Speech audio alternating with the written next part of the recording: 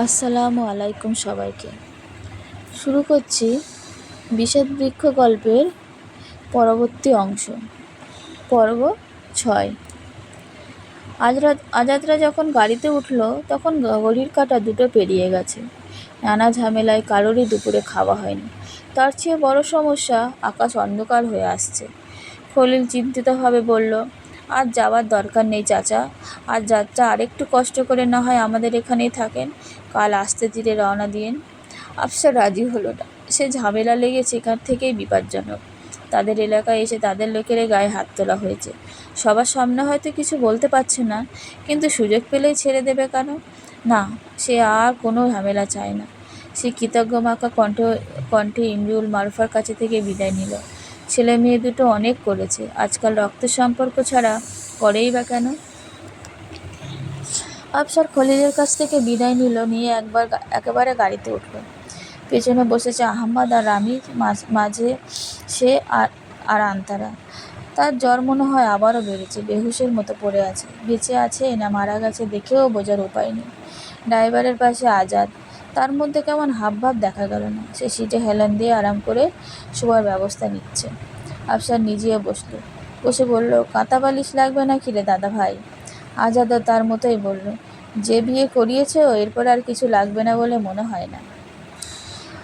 আফসার হালকা হাসল। এরকম অবস্থায় এরকম উত্তর একমাত্র তার নাতির কাছেই সম্ভব। সে হেসেই বলল, পিছনে বাপ বসা, একটু তো লেহাজ করছি বলেই তো ভদ্রভাবে বললাম, তা না হলে আমার মুখ তুমি জানো। আমি সবই জানি, তাই কান খুলে শুনে রাখো। আমার বোনের ব্যাপারে সাবধান। আমি তোমার দাদা হলেও আন্তারার ব্যাপারে আমি শুধুই তার নানা। সে যদি কোনো কারণে আমাকে ডাকে, সেখানে অন্য কোনো সম্পর্ক আমি দেখব না। আজাদ হাসল। সিটে হেলান দিয়ে চোখ বন্ধ করতে করতে বলল, তুমি কিছুই জানো না দাদা ভাই। আর তোমার বোন তোমার সিন্ধুকে ভরে রাখো, আজাদের না হলেও চলবে। আফসার আবার হাসল, হেসে বলল, সেখানেই তো রাখলাম দাদা ভাই, আমার আমানত গচ্ছিতে রেখো। আজাদ উত্তর দিল না, তবে ঠোঁটটা নিঃশব্দে আরেকটু বিস্তৃত হলো। আফসারও আর কিছু বলল না। সে আন্তারার দিকে আবারও তাকালো। সাথে একজন মেয়ে মানুষ থাকলে ভালো হতো। মেয়েটার কষ্ট হচ্ছে, মনের কষ্টের ছাপ শরীরে পড়ে, আন্তারারও পড়েছে, তাই কোনো ঔষধ ধরছে না। এবার কষ্ট সয়ে গেলে সব ঠিক হয়ে যাবে। মানব জাতির এই তো বিশেষ গুণ, পেটে যত দানা পড়বে কষ্টগুলো তত তাড়াতাড়িই সরে যাবে, সেটা যত বড়ই কষ্টই হোক। আফসার সামনে তাকালো। তাদের গাড়ি চলতে শুরু করেছে। তার সাথে টুপটাপ বৃষ্টিও শুরু হয়েছে। সেই টুপটাপ বৃষ্টি নদীর ঘাট পৌঁছতে ভারী বৃষ্টিতে পরিণত হলো। আজাদ, রামিজ অনেক কষ্টে পলিথিন মুড়িয়ে আহম্মদ আর আফসারকে বোটে তুলে রামিজ আফসারের পাশেই বসলো। আর এমন ভাব, বাকিটুকু যার মাল সেই আনুক। আজাদ অবশ্য তার ভাবের দিকে তাকালোও না। সে পুরোদমে ভেজা। সেই ভেজা শরীর নিয়েই সে গাড়ির দিকে ধীরে ধীরে এগিয়ে গেল। গাড়ির দরজা খুলতে বৃষ্টির ছাট আন্তারার চোখে মুখে ছিটে এলো। সাথে সাথেই আন্তারা চোখ মুখ কুঁচকে ফেলল। বৃষ্টির ছাট, ঠান্ডা বাতাসে সে আরও কুঁকড়ে গেল। নিজের দুহাত নিজেকে জড়িয়ে তাকানোর চেষ্টা করলো, তবে জ্বরের গোড়া বৃষ্টির ছাটের কারণে কিছুই দেখতে পারল না। সেই না পারার মাঝে তার উপরে কিছু একটা পেঁচিয়ে গেল। আর কিছু বোঝার আগে সে টুপ করে শূন্যে উঠে গেল। সে কি উঠছে? তার তো পাখা নেই, পড়ে যাবে তো। সে ভয়ে দুহাত হাতড়ে কিছু ধরার চেষ্টা করলো। কিছু একটা তো হাতে আসতেই ঝাপটে ধরলো। ধরে ফিসফিস করে বলল, আমার পাখা নেই, পড়ে যাব তো। আজাদ থমকে দাঁড়ালো।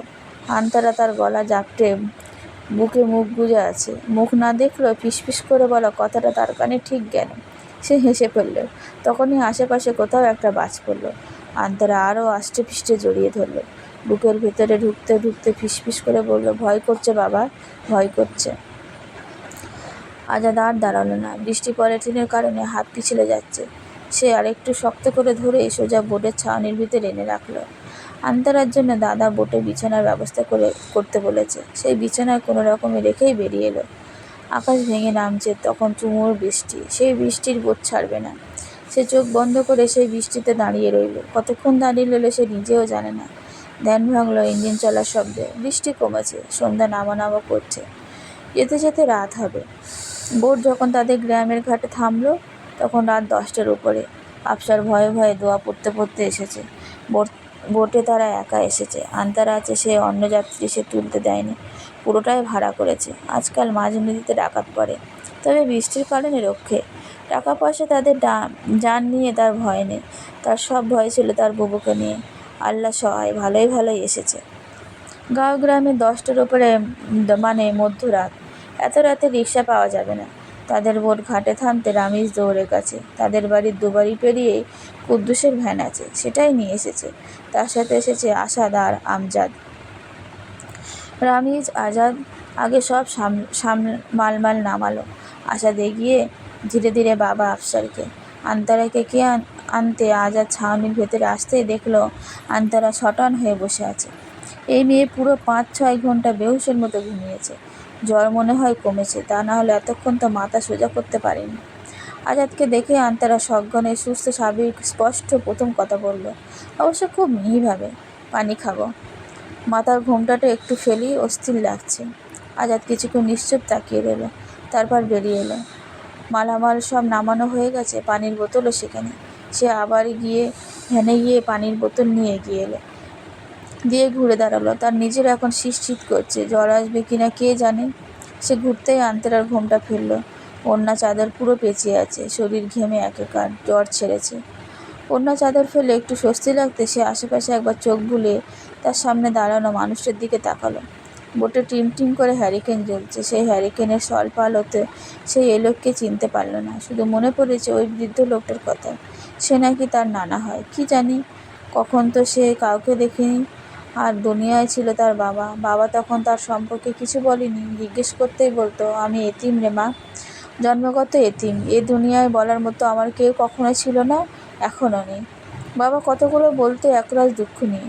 তাই আন্তারার জ্ঞান হওয়ার পরে কখনো আর কিছু জিজ্ঞাসা করেনি।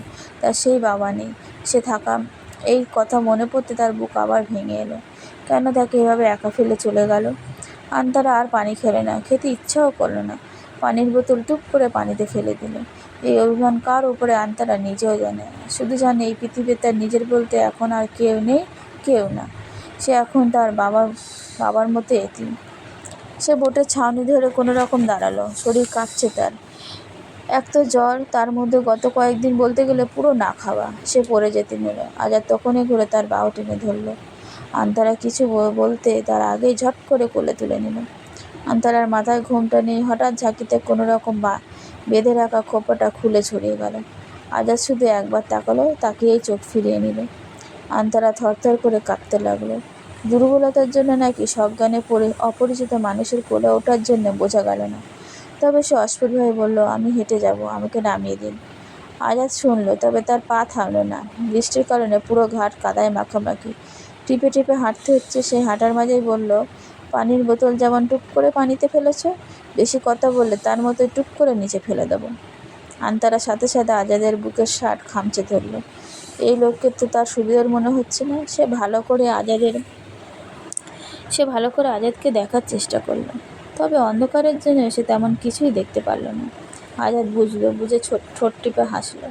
অবশ্য অন্ধকারে এ হাসি আন্তারাও দেখল না। আকাশ আবার কালো হচ্ছে। ঝড় বৃষ্টি শুরু হওয়ার আগেই বাসায় পৌঁছতে হবে। তাই আজাদ তাড়াতাড়ি পা চালালো। চালাতে চালাতে শুধু আস্তে করে বলল, ঘুমটা তোলো। রাত তখন প্রায় 11টা। তবুও আলী আফসার বাড়ির উঠোনে আজ মানুষের মেলা লেগেছে। রাত যত হোক, নতুন বউ আসবে, এলাকার চাচি বউরা আসবে না, তা কী করে হয়?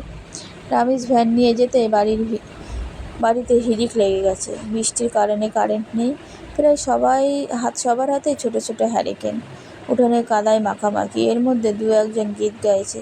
ছোট বাচ্চারা কাদা পানি নিয়ে দৌড়াদৌড়ি করছে। এর মধ্যে মুর্শিদা বসে আছে চুপচাপ। তার পাশে বসে আছে তার বৃদ্ধ মা। সে পান ছেঁচে একটু একটু করে মুখে পড়ছে। দাঁত নেই, তবুও নেশা ছাড়তে পারে না। তারা এসেছে বিকেলে। বউ আসার কথা শুনে আসাদকে বলেছে স্কুল থেকে আসার সময় নিয়ে আসতে। বৃদ্ধ মুখে পান পুড়ে বলল, এখন ঠেটা খাইয়া বইয়া থাকা লাভ কি? কুল নাই, কিনারা নাই, এমন মাইয়ার লাগে বিয়া। আরে ভাই, বাপ মরছে, বাড়িতে নিয়ামো, খাওয়াইবো, পিনবো, কাম করাবো, পুতের লাগে বিয়ে দিতে হইবে কেন? মুর্শিদা উত্তর দিল না। কুল কিনারা নিয়ে তার সমস্যা নেই, বরং কুল কিনারা থাকলেই সমস্যা। মুখ চলে নদীর কলকালানের পানির মতো। আর কিছু হইলেই বাপের বাড়ি দৌড়। সে চিন্তায় আছে বোনকে কি বলবে। সম্পর্ক মনে হয় আর থাকবে না। তাছাড়া সে করতোই বা কী? তার শ্বশুরের উপর সে কখনো কিছু বলতে পারবে না, কখনো না। সে দেখতে কালো, খাটো, বয়স 18-র ঘরে গিয়েই ঠেকেছিল। গাঁও গ্রামের মেয়েরা 20তেই বুড়ি, 15-র আগেই সবার চেষ্টা থাকে বিদায় করতে। সেখানে তার 18, বিয়ে হচ্ছিলই না, তার মধ্যে যৌতুক চাই দুনিয়ার। যা তার মধ্যবিত্ত বাবার ছিল সাধ্যের বাইরে। আর এই সাধ্যের বাইরের মধ্যে একদিন তার শ্বশুর এসে হাজির। উঠোনে পা রেখে বলল, এইটা আমার ছেলে, ঢাকায় সরকারি চাকরি করছে, আপনাদের মেয়ের জন্য এনেছি, দেখেন তো পছন্দ হয় কি না। সেই মুর্শিদারে সবাই কালো, খাটো, বিয়ে হবে না বলে নানান কথা শোনাতো। সেই মুর্শিদা এক রাতে সোনার সোহাগী হয়ে গেল। বিনা যৌতুকে সম্মানে এই বাড়ির বউ হলো। আর যেই মানুষটার জন্য হলো, তার মুখের উপরে সে কীভাবে বলবে এই জীবন থাকতে তার পক্ষে কি সম্ভব? সে দীর্ঘশ্বাস ফেলে উঠে দাঁড়ালো, ঘর থেকে বেরিয়ে হাঁক ছেড়ে বলল, এই কে, কোথায় আছিস? শুধু হুটোপুটি করলে হবে? পিঁড়ি বের কর, বরণ ডালা সাজা। পরবর্তী অংশ কালকে।